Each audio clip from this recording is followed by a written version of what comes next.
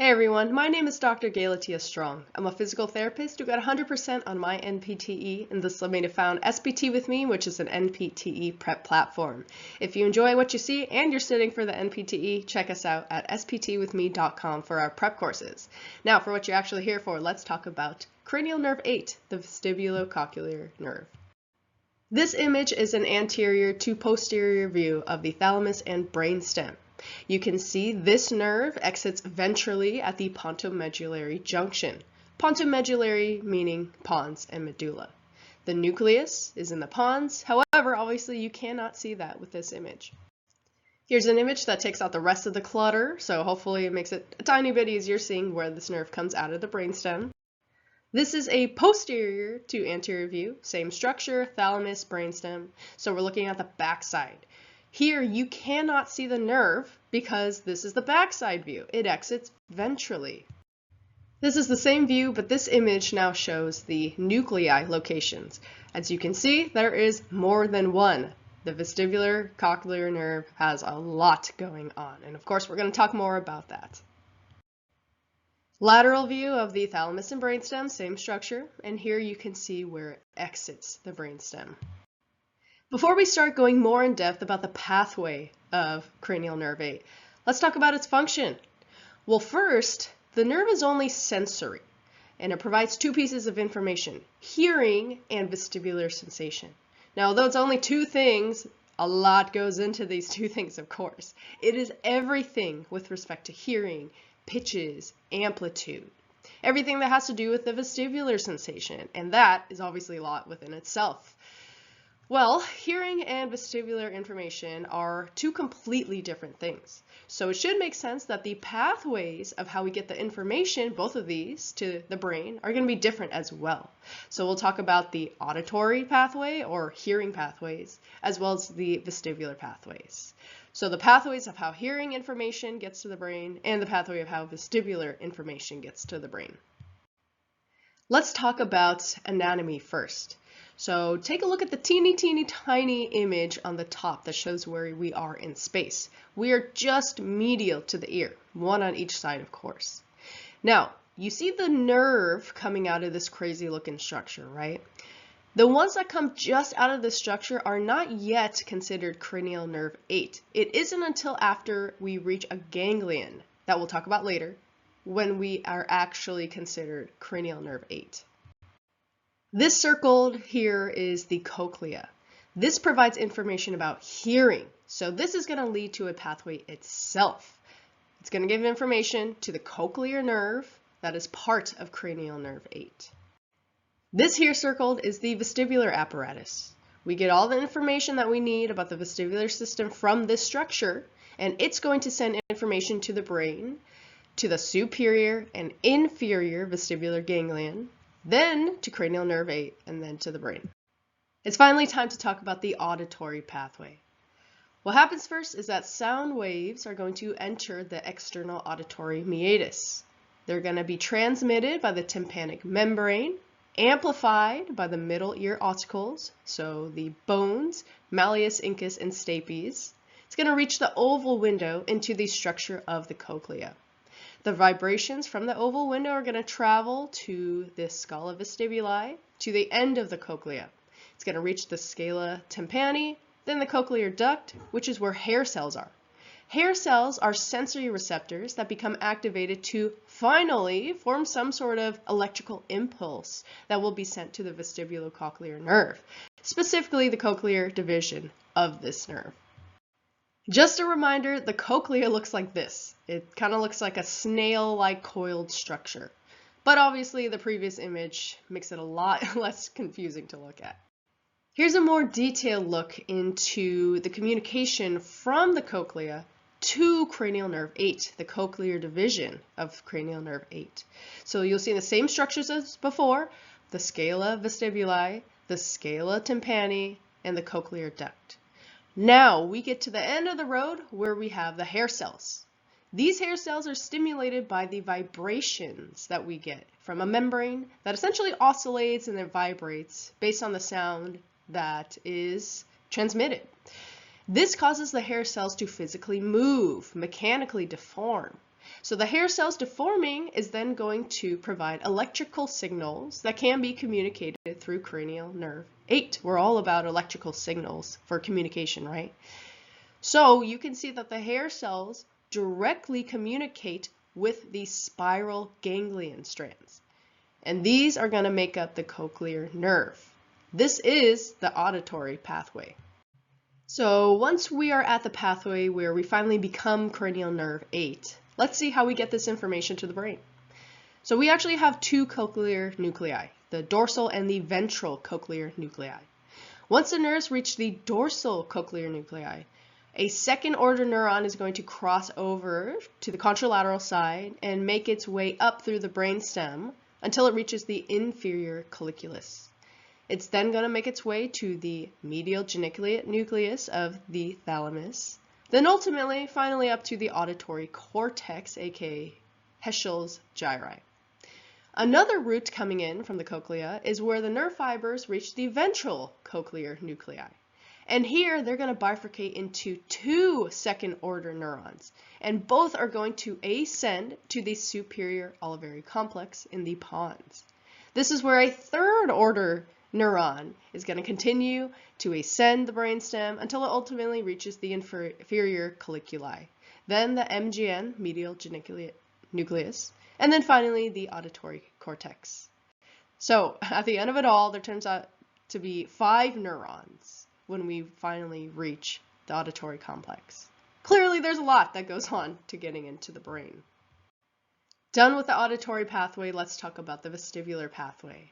But let's talk about structures first. So we have 3 semicircular canals, so the rings that you see. And we have 2 otolith organs, which are the utricle and the saccule. Let's talk about the semicircular canals first. These have a structure that's called an ampullae, and this has the job to detect angular acceleration via 3 axes, hence 3 directions. In the ampullae, we have the cupula, which is a sensory organ. So when movement occurs, this causes fluid that surrounds the cupula to move. And this is going to cause the cupula itself to move, and the hair cells within the cupula to move. The hair cells, sound familiar? Hair cells have the name crista ampullaris, and they are similar to the ones in the auditory pathway because their activation is ultimately going to create electrical impulses that can then be communicated with nerves that are heading to the vestibular nerve and then ultimately the brain. Once we get this information formed into an electrical stimulus, we're then going to send this information along a nerve that ends up getting to either the superior vestibular ganglion or the inferior vestibular ganglion. And after that, that's when we become cranial nerve 8.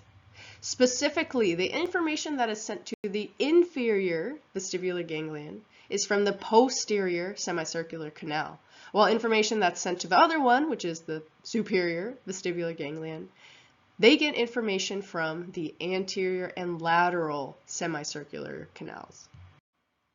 Done talking about the canals, let's talk about the 2 otolith organs, which are the utricle and saccules. Both of these contain maculae, and the maculae resembles the crista ampullaris, aka the hair cells that we saw within the semicircular canals. So in this image, you can see the comparison between these two.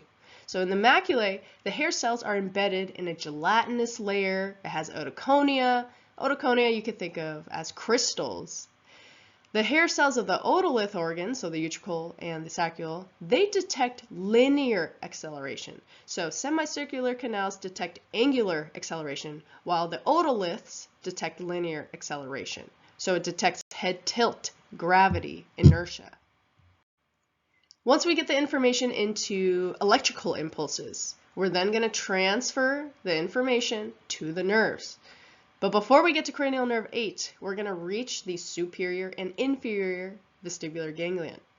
The inferior vestibular ganglion is going to receive information from the posterior saccule, while the superior vestibular ganglion receives information from the utricle and the anterior saccule. Let's talk about the pathway that gets this information to the brain. So we get all this information from the vestibular system. linear acceleration, angular acceleration, movements, head tilt, things like that. So they are all sent to the vestibular ganglion. There are two ganglia, a superior and an inferior vestibular ganglion. We talked about what specific information goes into each part. So I'm talking about posterior versus the anterior and lateral canals, utricle, saccule, things like that. Regardless of which one is in which, all of this information is going to go to the 4 vestibular nuclei that we see in this picture: superior, lateral, medial, and inferior.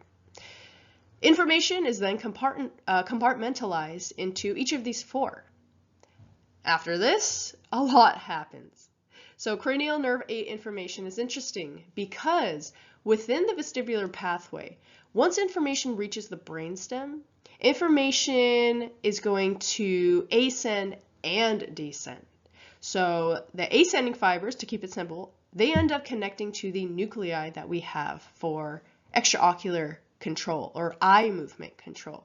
So this is going to help with the vestibulo-ocular reflex. The descending fibers, again, to keep it simple, they travel through the vestibulospinal tracts to affect things like head and neck position, along with balance and extensor tone. So this is definitely a very unique nerve because compared to pretty much a majority of the rest of the cranial nerves, they really go in one direction, which is toward the brain. But here, clearly, ascending and descending, that's definitely a unique trait that this one has. Let's talk about testing for this nerve. Now, in general, whenever you're testing a cranial nerve, isn't the idea to just see whether the functions that you expect to come out of it are working properly or not, right? So let's talk about testing for the auditory pathway first. We could do a couple things with this. Number one, we could do a general quick screen test, but we also have tests like the Weber and Rhine test. So general quick screen test, what you can do is have your patient sitting, standing, doesn't matter, you can have them close their eyes, and you could just rub your fingers together so it ends up making a noise, and you have your patient just tell you whether or not they could hear it, especially equally, one ear at a time. If it doesn't seem the same on both ears, if the symmetry is off, this is where we can decide to apply other tests, such as Weber and Rhine. That way we can figure out what exactly might be going on. So let's talk about the Rhine test first. This test has everything with our ability to perceive sounds transmitted through air conduction versus bone conduction. We should be able to perceive sounds through air better than that of bone. So how to perform this test? Patient is sitting, their eyes are going to be closed so that they can concentrate on the task. We are going to take either a 256 or a 512 Hertz tuning fork. Why these numbers? I don't know, but some really smart people did a lot of research to figure this out. So what you're going to do is smack your tuning fork and place it on the patient's mastoid process. One side, of course. You, or your patient, is going to hear a vibration due to sounds being conducted through their bone. This is a bone, the mastoid process. As time goes on, the vibration sound is expectedly going to diminish. So at this point in time, you're going to tell your patient to let you know when they cannot hear it anymore. And when they say this time comes, you're immediately going to move the tuning fork next to their ear. At this point, without you even having to hit it again, the tuning fork is still vibrating. That's expected. From here, you should be able to hear vibrations because it's still vibrating, right? And you would hear this through air conduction. If your patient hears it, that's normal. But if not, then there is something wrong with our conduction mechanism. Our air conduction, again, should be greater than that of bone conduction. The next test is Weber's test. So your patient is sitting with their eyes closed so they can focus on the task. You're going to, again, hit a tuning fork and place it in the middle of the top of your patient's head. Your patient should hear a vibration that is equal on both ears. Now, if it's asymmetrical, if they hear it louder on one side, so on one ear more than the other, something's wrong.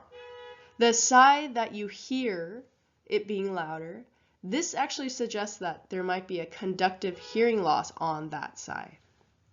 Now, let's assess the vestibular aspect of this nerve. Yikes. We definitely have a few tests, right? The vestibular system is a hefty subject. But to simplify things a bit, understand that the information that is sent from cranial nerve 8 is part of the peripheral vestibular system, not the central vestibular system. So the tests that we are talking about right now are only with the peripheral vestibular system. So the first test listed is the vestibulocochlear reflex, aka the head impulse test. And as mentioned, the vestibular information is sent to the vestibular nuclei. This is going to have information sent in the pathway that affects the VOR, the vestibulocochlear reflex. So with this test, if it's working properly, we have our patient sitting with their eyes open, tell them to stare at your nose, and you are going to take the side of their head and passively rotate their head side to side. Your head, your therapist, right? Your head is going to stay still. Just your arms are moving. Ideally, their eyes stay locked on to your nose, okay? While their head is the one that's moving side to side. The idea is that the VOR, the vestibulocochlear reflex, should allow fixation of the eyes during head rotation. However, if something is wrong with the afferent vestibular information, we cannot maintain eye fixation during head movement. And what we're going to see as a result of that is a corrective gaze shift once the head stops moving. So the eyes, essentially, they have to readjust once the stimulus of the head moving ceases. Next up is the Dix-Hallpike test. This is where we test the crystals of the posterior semicircular canal. The semicircular canal is part of the peripheral vestibular system, thus we test it here. We look for nystagmus during this test and count how long in seconds, or minutes perhaps, that the nystagmus lasts to be able to decide how to treat it. Then lastly, a test for nystagmus itself, specifically when moving. So the patient presents with spontaneous nystagmus, meaning that you're just talking to them and you kind of see that their eyes are going all over the place. This suggests a central vestibular deficit. But if you have someone sitting and you ask them to, with their head straight, follow your finger, and then you notice nystagmus, then they could have something wrong with their peripheral system. I hope this video helped you in understanding cranial nerve 8 a little bit better. Check out sptwithme.com prep courses when you're studying for the NPTE. Check out these references for more information.